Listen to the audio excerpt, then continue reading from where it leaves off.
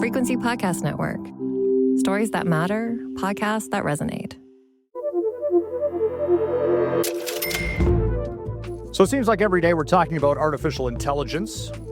From a market standpoint, of course, the AI companies have been the focal point for investors this year. And we just throw out names, whether it's NVIDIA or IBM or Broadcom or some of these other ones that have just been going stratospheric on the market. But what do these companies do? How does it all integrate? I wanted to look today at kind of an explainer of how big tech is working with AI and how it all kind of operates behind the scenes. And then we'll get into a little bit of discussion about how CEOs are working with artificial intelligence and how it's affecting the workforce and productivity, all sorts of things that I want to talk about.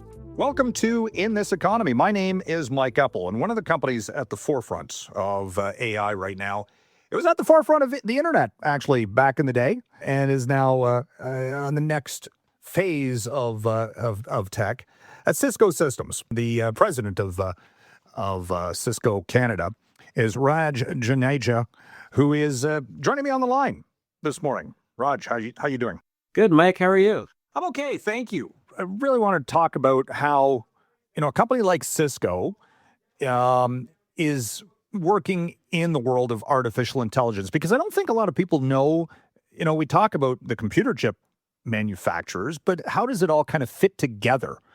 And if you could maybe explain that a little bit for our audience about Cisco's role in AI, the wave of the future, if you will. Yeah, absolutely. I mean, the simplistic way to look at what we do is, I mean, if you think about AI and even if you liken it to a home, if the home is AI and the plumbing and everything that needs to go in and the foundation and all of the components, that can only happen. The house can only become a home if all of those pieces are put together. And so the way to liken what Cisco means to AI is we are the infrastructure, and our mandate, our thoughts, our vision is actually to be that critical infrastructure for AI. So AI it can only succeed if it's built on that infrastructure that's resilient, trusted, and secure. And so that's basically what Cisco is you touched on it at the intro. We're one of the world's largest secure networking companies. And we've been in Canada for 30 years, and we've serviced thousands of Canadian employees and 6 R&D sites across the country. We're so deeply invested into Canada's digital future. Cisco as an organization, we're bringing in this new era of IT where human teams and AI agents manage, monitor, and defend critical infrastructure at the speed and scale required for this era, if you will. And it's exactly the foundation that Canada's AI strategy depends on. And so, I think in the most simplistic terms, we provide the key critical infrastructure to enable AI. Well, you see these logistics plants going up now and data hubs. Is this all part and parcel of that buildup that, it's kind of sprouted out of nowhere, but it's so substantial. It's so fast growing. Yeah, you're absolutely right. I mean, what you're seeing is the surge of what you call them data warehouses, or these data centers that effectively are there to map to the demand that we see from the industry as a whole. So and data is a critical component. Access to it, the ability to make sure you have clean data.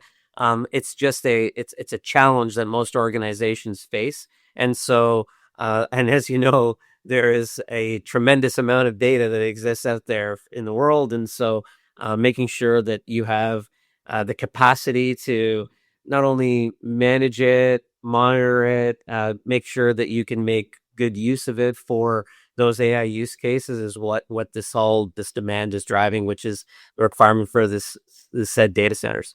How much of a challenge is that for Cisco and other companies just to keep up with that pace? I mean, this has been exponential growth. I mean, the money going into this has been massive, and I'm at awe of how quickly this is all being developed. Like the speed of the construction and the the electronics that have to all be wired up to make it all work. It's happening almost overnight. Yeah, no, you're absolutely right. I mean, it's spot on. I mean, the pace of innovation is just it's mind-boggling. It's crazy. And what's going on is like, we take a look at the last year, and I know we touch a little bit on, the research we conducted, but what we saw even in the last year was a year ago there was a lot of this analysis of whether or not AI was it just this big hype engine, and was there really was it going to deliver on the promises that people were hoping it could? And typical Canadian fashion, a lot of organizations did what they did, which is a little bit of analysis paralysis in terms of piloting, looking at things, whether or not their use cases that they would have would satisfy the requirements that they were looking to have AI accomplish. And then you fast forward 12 months, and the numbers were crazy. I think we had 71% of CEOs saying that what happened, what they did with AI, or what they accomplished with AI, not met, it exceeded their expectations, which is just like crazy. And so when you have expectations that are being exceeded, that's great. So now you have excitement. And then the shift happened from the analysis paralysis and whether or not it could deliver, to now this concern around underinvestment. And people are sitting there going, "Oh my God, are we now investing enough? And given the pace of innovation, can we actually map to this, and can we catch up?" And the answer to that is absolutely yes. But yeah, that's exactly what's happening. Well, isn't it interesting that you pointed out the hesitation, for lack of a better description. The Carney government just had announced their AI strategy, a lot of investment to build up domestic capacity for artificial intelligence. But that at the same time, the preamble to that was about how Canadians overall were a little bit worried about AI. And the narrative, let's face it, has been about, job losses, artificial intelligence, who's in control, data, privacy, all these other things. So is that something that that will be overcome? Well, you mentioned it a year ago, how things have just improved over the past year. As this becomes more integrated and it works and shows benefit, does that kind of supersede any of these concerns? You talked about the strategy that was released. I mean, it's an ambitious vision, and it's exactly what the country needs. But the strategy alone isn't what's going to close the readiness gap. There's only like 13% of organizations feel fully prepared to capture the potential of AI.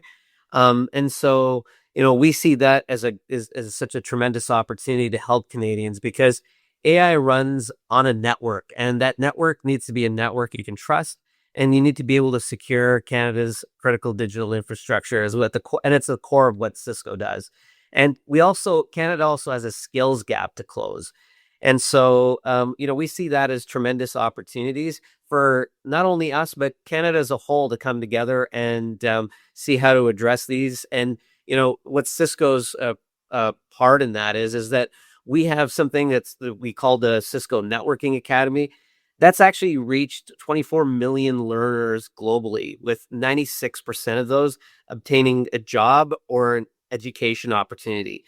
So we're giving Canadians the opportunity with practical AI and digital skills that what the economy needs right now. So the challenge for the Canadian market isn't awareness. It's closing that gap between what we just chatted about, the experimentation and confident deployment at scale. I think part of the problem was we've seen too many movies about artificial intelligence before they really came into effect.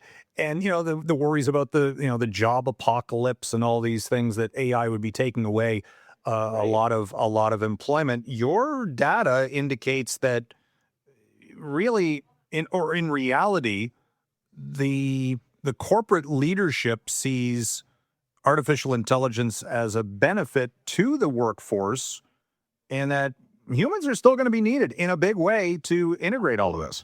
Absolutely. Deploying AI agents is something that CEOs have said they made it a top priority for themselves in 2026. But the concern that they do have is around security and control of those agents.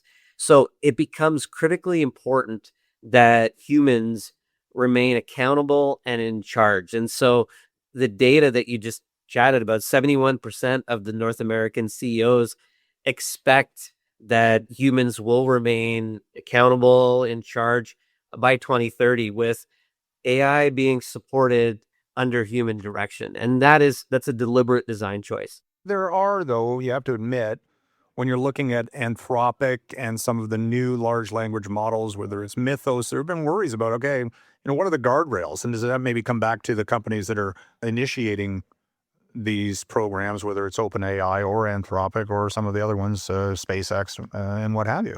The interesting thing about what's gone on with Anthropic and the release of the model, I mean, it kind of shone a light on what I think was highlighted also in the data that we collected is that security continues to be at the forefront of making sure that you've got good measures and controls in place before you go on a journey to go on full scale adoption of AI. And so, what the great thing about what's transpired is that it's given us the opportunity, and I'm very proud of the fact that we were one of the founding 12 companies that were in with Project Glasswing. It just goes to show that the market share that we've got and how important we are to the at the global scale.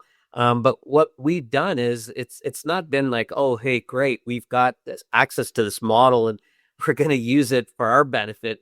What we've been looking at is what can we do with access to this to actually serve not only beneficial to us, but to our customers, to everyone, because that's what it really boils down to. So we've been stress testing our own products, our infrastructure against the most advanced AI powered security tools available, including Anthropic's latest model.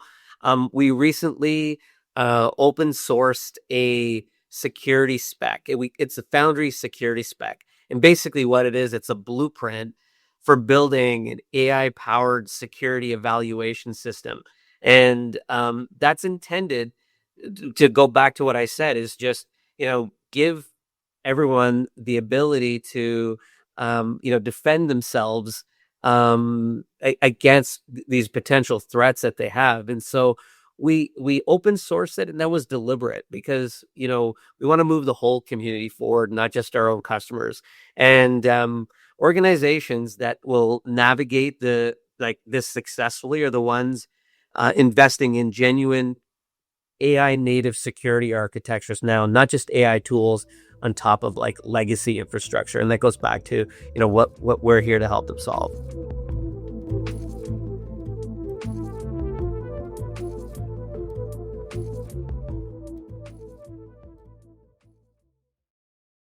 I found one of the interesting stats you guys found here is that 65% of CEOs fear they're under-investing in artificial intelligence. At the same time, though, Raj, I've heard a lot about the cost of buildup and these data tokens for companies to access artificial intelligence.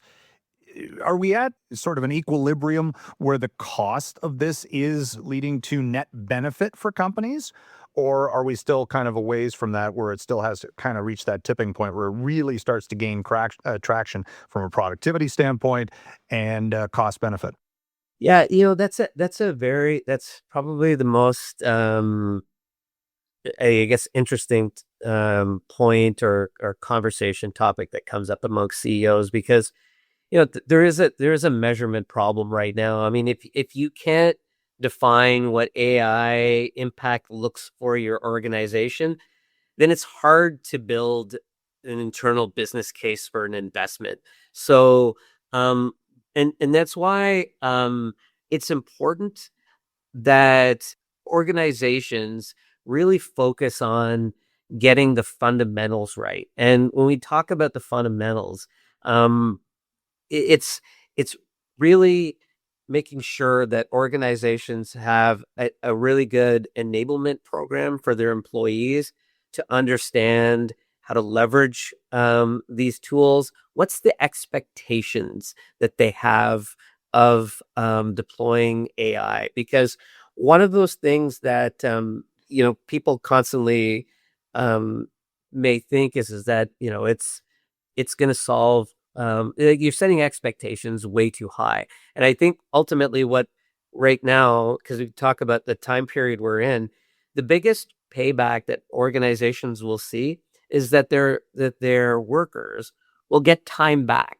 And if you think about organizations, companies, and people are saying, oh, their people are overworked, or there's not enough time in the day to do things. Well, you've now just opened up a bunch of free time. So all that time that you were effectively saying that you didn't have in the day to accomplish things to move your organization forward, this is that opportunity to potentially take a look at it and maybe do it in like a fragmented way where you take a look at, okay, we've just gained back X number of hours. What's our critical projects? How do we redeploy people to get things that we maybe have been holding back on, or projects that we're behind in scheduling that we can now accelerate and achieve that payback on. So I think it's really understanding, your expectations and creating those use cases and understanding what you want to get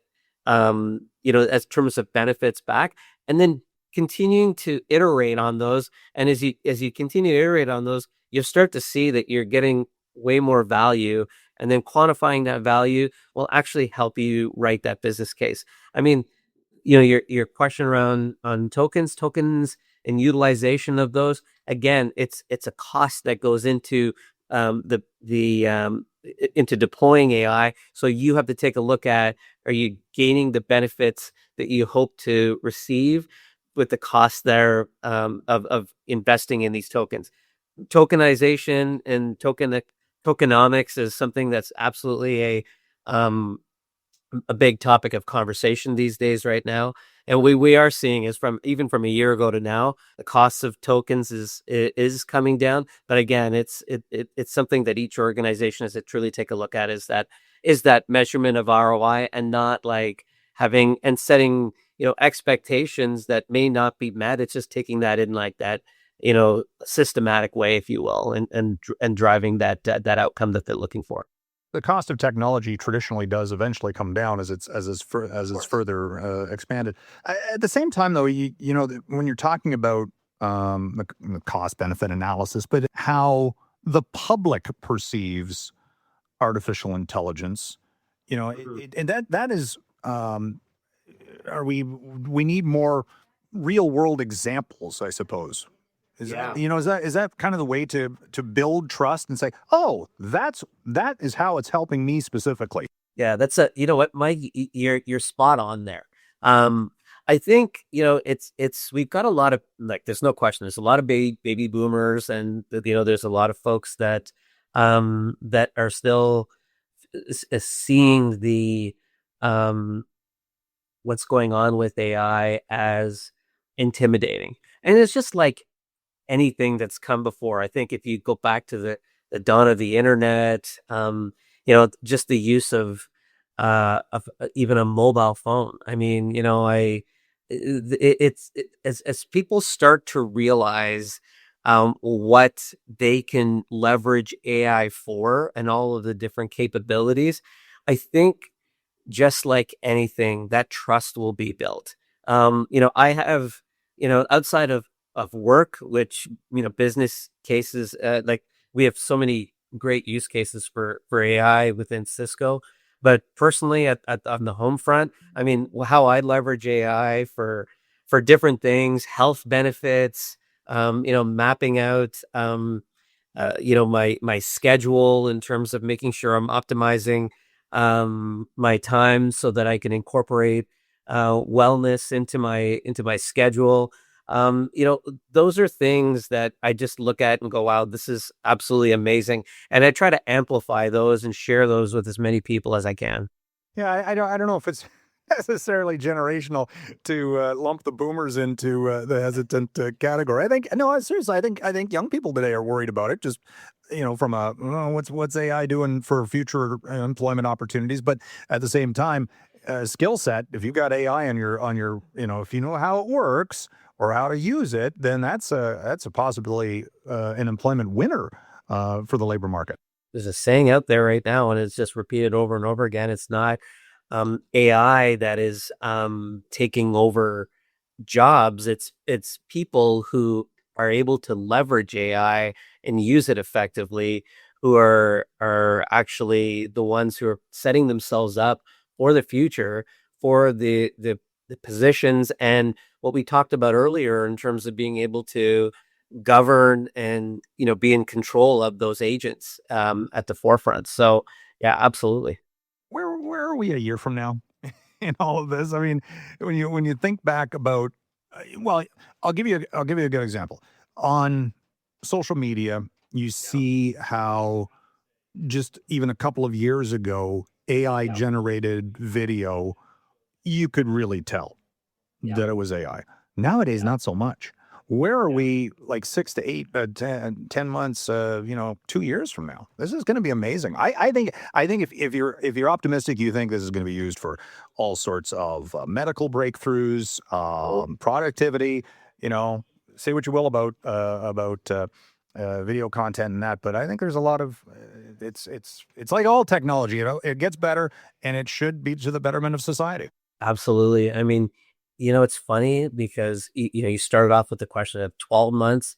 I mean, it's funny, 12 months, 10 months, those seem like an eternity right now in terms of the pace of the capabilities of AI. I mean, I'm more interested in what are we going to discover, 4 weeks from now or 8 weeks from now. Like it's crazy the capabilities and the use cases and how people are leveraging AI to solve different problems and challenges. And it's absolutely fascinating. Like I always make this reference when I'm dating myself here, growing up and watching like the Jetsons on cartoons when I was a kid, and thinking, when's that world gonna be here? I'm like, probably way before I'm gone. And now I'm sitting here, I'm like, I think we're around the corner from this. I mean, people flying around in cars, and I mean, robotics is absolutely the next most interesting wave that I think is coming.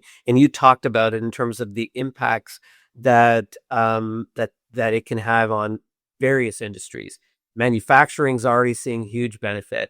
I mean, we're seeing operations, the medical field that are being done by robots. I mean, there's talk of, we've got autonomous vehicles all over the place. I mean, that Jetsons world is not far off, I think. Yeah, let's leave it on an optimistic note. We're out of time. Raj, thank you very much for speaking with me today. It was a very interesting conversation. Yeah, no, I appreciate it. Thanks very much, Mike. And that was Raj Juneja, the president of Cisco Systems Canada. My name is Mike Eppel. You've been listening to In This Economy. Thanks for listening. If you want to get in touch, you can reach me by email. It's mike.eppel@rci.rogers.com.